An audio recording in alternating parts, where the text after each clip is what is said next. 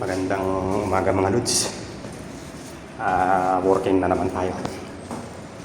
Papunta tayo, pababa na tayo Lods sa ilalim ng bukay. Ayan. Maganda rito Lods sa project na to kasi may building na dinadaanan. Sa loob tayo ng yung tapos na building doon tayo dumadaan. Sa baba, igagado sa ibang bukay namin na doon tayo sa lupa dumadaan. Ito na Lods yung pinaka-basement ng building na tapos na. Tignan naman yung makina natin.